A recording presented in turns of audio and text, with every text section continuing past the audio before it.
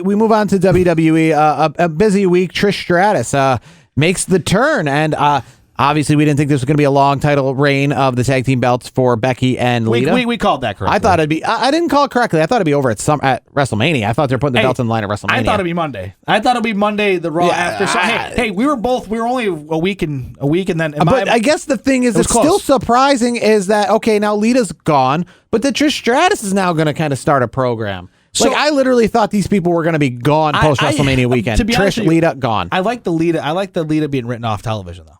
Well, she's going to be written off television because she's going to be done. It's not like she's coming back in a few months. Yeah, but I like the way they did it. So I mean, if she comes back, it's like for a one-off to get back at them. You know what I mean? Like that's. I mean, at the Bailey's crew there, the Damage Control. Well, Damage Control. I think if I've seen a faction that looks done, they look done, don't they?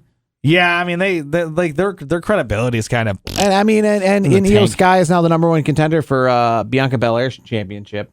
Do you see that happening at the next pay-per-view, or do you see that maybe happening like a Monday Night Raw? Do you think that's pay-per-view worthy, especially with WWE making pay-per-views bigger and better? Io Sky getting a title shot? Yeah.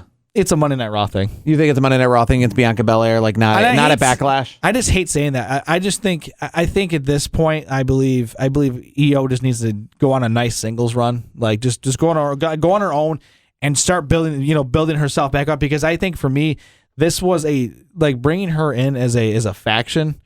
Like into a faction, I just think was not good for her because I think what she did in NXT as a singles competitor was fantastic, and I think for people to buy back into her, they got to start putting some good wins together before you put her up in a title situation where it's at a pay-per-view. If it's just she's in Damage Control and she's doing this and that, yeah, it's Monday Night Raw is where she's gonna get the title shot. If you want people to actually believe that she has a shot at winning the title, you got to have her knock off some good names along the way to build herself up to a Bianca Belair. Do you like the new women's tag team champions?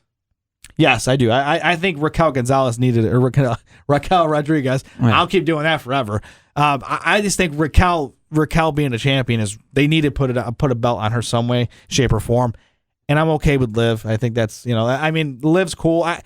I'm not I know a lot of the internet wrestling community loves Liv. I think Liv's a great person. Everything I've seen, she's very approachable and all that stuff. She checks those boxes. I'm not if she's not on a Raw or SmackDown each week, it doesn't bother. I don't lose sleep over it. I know a lot of fans are big Liv Morgan fans, and that's cool. I'm more in it for Raquel. I think Raquel she's going to be one of the faces of the women's. I don't even want to call it evolution. It's been going on for a long time, but she's the new face of the future because Charlotte Flair's not going to be around. We know that she's not going to be around for a while now. She comes back for a bit, drops the title at Mania. Now she's gone. Ronda, Shayna, I mean, they're not going to be around forever. Raquel is the next wave of superstars that they have to kind of cultivate into credibility as a not only as a face of the women's revolution, but they have to start off somewhere. Put the title on them as a tag title or tag champion. Build her that way. She's been dominant. Have a good run there, and then you move her into the single side. And that they got to do the same thing with Io because the problem with the women's division, and this is not only just for WWE but AEW, it's very top heavy, and then there's nobody else that's good mid cards. Yeah, I mean, I feel like that's every division except in AEW, all of those except for WWE. I will say has a little bit more. They're one of the stronger women's divisions, but still very top heavy. It's very top heavy, and it's always been that way. But because I feel like we always have somebody out. Like Bayley was out forever, and then Asuka was out forever, and Becky was out for like a year. Like there's always somebody gone, so it stays very top heavy, and what obviously contributes to that, and people aren't going to like this answer, but I mean, you got two champions, so it obviously then you have to split what you have in half.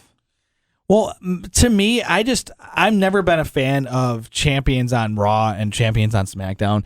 I think you're one company, you're one Raw. To me, don't say that because people already hate the Roman Reigns thing right now. I mean, obviously there's people like me who love it. Okay, hold on a second, back up there. How can you not like the Roman Reigns thing? Like the way they're building this. Oh, there's a lot of people that don't like it. Yeah, because they wanted Cody Rhodes, and I like Cody Rhodes as much as the next guy. We like Cody There's a Rhodes. lot of people who, for some reason, listen, the belts, and I don't normally say this very often, but, and I've heard this say it before. Vince Russo said it throughout the 90s when he was writing. The belts are a prop. They're a prop for the story that, to give the story some more meaning, to give the story some more Did you just give Vince Russo credit? I did. Man, all right, bro. In this extent, that belts a lot of times are props. And unfortunately, here's where the belts for the women come in mostly, and that they're props, and that's what they give the women credit. I mean, look at this. Women are doing much better than they did prior to 2016. But one major thing, and yes, the women themselves have gotten better, but one thing that has helped them ascend to better is the props, is the Royal Rumble win, is the championship belts themselves. Because think about how many years WWE, remember they had a women's belt and then it just disappeared for a couple of years. They didn't even have a women's belt. So women couldn't do anything but be valets or have bra and panties matches or anything like that because there wasn't really anything for them to essentially strive for. People forget that, women's wrestling, while in the Attitude Era was obviously what it was, but in the 80s, I mean, it was considered legitimate. You had the Rock and Robbins and after that you had Alundra Blaze and you had all those kind of people who actually were legitimate Charlotte Flair wrestler type people. But then the belt went away. And then they had no choice but to be silly because there was not that prop that kind of to elevate them up. So that's why we haven't seen a unified women's champion, because there's so many men, and Seth Rollins and Logan Paul doesn't need a championship. Ray and Dom doesn't need a championship, but we've talked about this before, and it's kind of funny when people have said this, whether it's the Royal Rumble or WrestleMania. People have always, and I've read it on Twitter and social media, oh, well, these people are in the championship, but you can also have these people in a match. And I was trying to tell them, you're not going to have those people in a match. Well, why not? They're there. Oh, I'm not denying. I'm not saying on Twitter you are wrong that they couldn't be in a match or that they shouldn't be in a match. I'm just telling you that they won't be in a match. Well, why won't Sasha Banks and Bayley have a match? Well, because the title's not on the line. Yeah, so what? Well, I'm not saying that I wouldn't write it. I'm just telling you, in WWE, or WrestleMania, give me a match. Okay, you had that 6-woman exciting match. What was the matches at WrestleMania with no titles on the line? Some women's matches. Can you think of any? Exactly.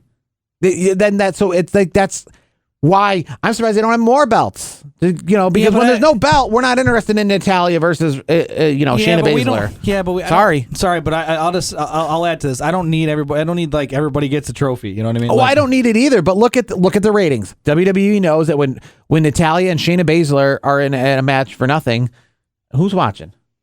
Well, that's a WWE problem because they're not building these competitors up the right way. They focus on they don't give them stories like they do the men. No, that's right. They give stories to a singular top. I don't know. I'm counting probably wrong. Top 8, top 10 of female competitors. The Rhea Ripley's will get a good story. You'll get Bianca's going to get a good story. The 4 horsewomen will get a good story. A good story though, really. I mean, Bianca and Asuka and Rhea and Charlotte. The story was the championships on the line. The other person wants to be the champion. But it wasn't the Ray and Dom story. But they were doing good. They were putting on good shows, good comment, good segments. True, but there wasn't any that personal stuff to the most part. They tried to do the whole redemption for Rhea, versus Charlotte at the previous WrestleMania. The problem is there's just not enough depth in the women's division for me to have more than a women's championship and a tag championship. That's it. Until the women's evolution, whatever the hell you want to call it, until they can prove that they can sustain more belts, then guess what? I'm going to say this is a controversial take right here. I'm going to say it right here on the air. I think one issue WWE has to writing compelling stories for women is that a lot of the stories that they're probably thinking of are very catty, very catfight, very women-centric those kind of 90s attitude things. They don't want to do those stories. They want to steer away from those stories. They want to not bring WWE back into that age where it's women fighting over men and it's women fighting over, who's prettier and stuff like that. But unfortunately, they can't think of anything better than those things. So then they just don't think anything at all. It's we can't call her hot because that's offensive. So we just are not going to call her anything. like that kind of scenario. See, for me, like, no, I get that. Like, you know, you don't want to take the steps backwards, obviously. But if you don't have those storylines where they're fighting over men or they're fighting over who's prettier or who's that, it makes it much more difficult. The men don't have those stipulations. Men can fight over who's a better looking guy or who's a manlier guy. But I feel like you got to tiptoe with the women a little bit more because people are going to think that you're kind of, because she's a woman, she has to have that kind of storyline. I'll be honest with you. Here's my take with it. It was a lot more controversial when Mickie James was kind of the stalker for Trish Stratus than if like one of the men competitors was a stalker for another guy. They'd be not as wild. Here's my issue though. You can like if you're making all this money being a writer for WWE, how can you not come up with something creative? What yeah, you don't need to do the catty stuff, so to speak. You could still there still could be some elements of like the Mean Girls back in the day. Like you could still. Like you're not like you could still do stuff like that. And WWE got a lot of flack. That was quote unquote the dark ages. Remember Piggy James? I mean, WWE ain't re-airing those segments anymore because they're like, okay, yeah, that was women being bullies to women. We can't have that either. Yeah, but to me, like I just think the double standards are just that's the issue. That's what creates this hard, makes it difficult to write the stories for women versus writing stories for men. These writers make all this money. Why aren't you being more creative? Why can't you come up with something outside the box? Well, right now it seems like they're just coming up with redemption and they're coming up with championships being on the line. Or hey, come out of retirement. But hey, you know what though? Here's the thing, and that kind of twirls back to the potential of a good story, even though it involves a part-timer, and that's Trish Stratus and Becky. No championship now on the line. So we might be on the road to something of a women's story that is pretty interesting. Yeah, on the road to SummerSlam, because they're going to be putting this on the burner. We're building it up, which I like. Till SummerSlam, I like it. But that could be one of our first big stories in WWE we've seen in a while, where two women are going to get in the ring, and it's going to be about the story, not about the championship or not about, like a special attraction or something like that. So we will see when it comes to that.